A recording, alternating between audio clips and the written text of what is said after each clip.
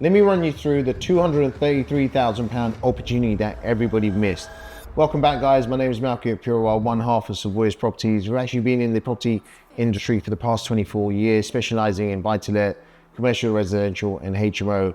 Well, on today's video, I'm going to be running through an opportunity that we saw that everybody else missed. Now, this site was a semi-commercial site based in Berkshire, Maidenhead. It was arranged as electrical commercial unit with auxiliary storage to the side with a 2-bedroom flat above. Now, this property sat on the market for around about $425,000 for several months. We saw an opportunity here that everybody else missed. Now, when I actually looked at this site, it was arranged as an electrical unit, but they were using this detached 40 square meter auxiliary storage unit for part of the business.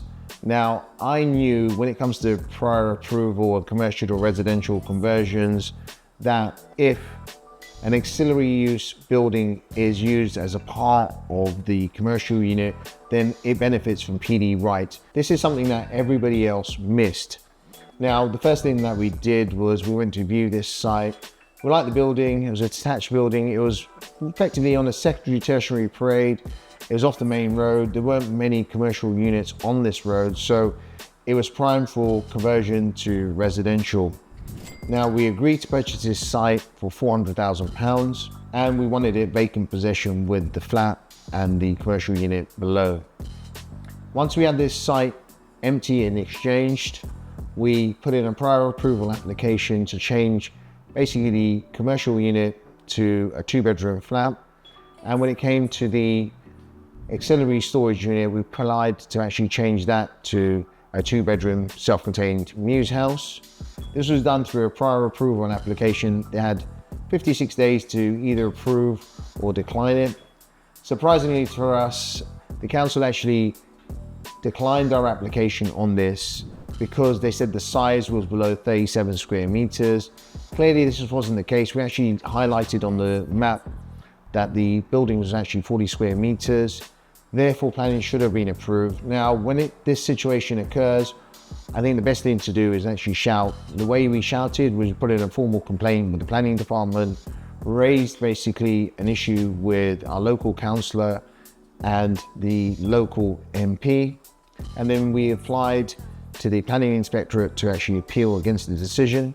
In the interim, we actually applied to put this application in again, and within 56 days, the council didn't actually deem this approved. Therefore, it's approved anyway. On the 57th day, I actually emailed the council and said, look, guys, you haven't approved this. Under the PD rights, this is now deemed approved. We're going to be instructing building control. We're going to be going ahead with the development of this site. Now, let me just give you a little bit of a breakdown on the building. The whole size of the building was around about 130 square meters. This is with the residential and the commercial units. It was a mile from the main train line, so maybe not quite ideal for residential, but in a suburban area, it's probably fine for the rental market.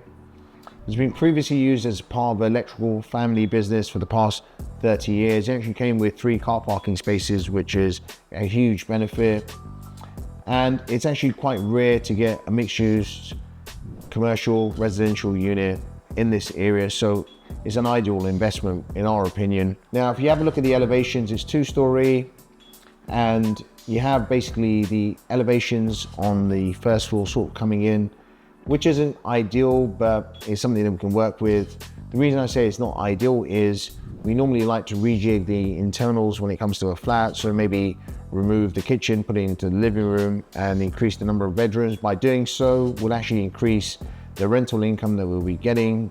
By also doing that, you're actually increasing the NGDV value as well. In this situation, we're unable to do that. So the idea was to just go ahead and give the upstairs flat a light refurb. So basically a paint, changing flooring, make sure it's all nice and clean and getting a good tenant in. When it came to the ground floor, we actually put the commercial unit up for rent. We decided if we can get a tenant in that time period, then the cost of doing the works isn't really that beneficial, because it'll probably cost us around 40-50K to convert the retail unit into a 2-bedroom flat. But if we put it on rent, we'll probably get around about 16K for that unit. and that's probably the equivalent of what we would have got for a 2-bedroom flat minus the build costs. So during that period, we actually got a small business that wanted to come in, take it at 16K for 5 years. Perfect. So then our focus turned to the Annex, which was the auxiliary use storage unit. What we did on this was internally reconfigured it, made it 2-bedroom, finished it to a high standards, as you can see from the photos. And when it came to the externals, we actually realized, look, it's single brick on this, which isn't ideal. You'll end up letting in a lot of moisture, potentially damp. So we ended up deciding to proceed with external insulation, followed with render. We also gave it some nice modern windows to give it that contemporary feel. When we came to the numbers on this site, we ended up purchasing it for 400,000. Stamp duty on a commercial unit of this size was £12,000. So we're in a total of 412,000. Our mortgage on this was 180,000. We spent £50,000 on the build, and the total period of works was 4 months. So the mortgage on this would have been £4,800, totaling £54,800 when it came to the build with finance costs. Now the end value would be 700,000. Basically these numbers minus the cost of purchasing and building, you're looking at £233,000 uplift, which is a huge amount of money to actually make during a 4-month period. So the key learnings when it comes to this site is, look, there's opportunities like this that are available up and down the country. There's a lot of sites that are now becoming vacant because you've got owner occupiers that are going to be retiring.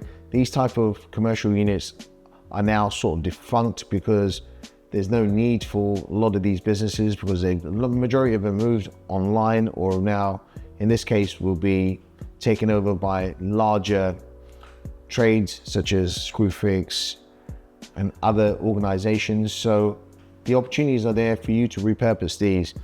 Now, obviously you heard that I had issues with the council failing this application. When it comes to planning and you understand the rules of planning, ensure that you don't actually change your overall goal. You may have to change the direction that you have to get it in. So in this case, we knew we were in the right. We knew the property wasn't undersized, as the planning officer said. We knew if we put in another application, they'll have to approve it, but we'll need to create some noise in the interim. We create that noise by contacting the local councillor, our local MP. If you contact a local councillor and you complain about planning department or any other council department, the local councillor has to raise your concerns with that head of that department.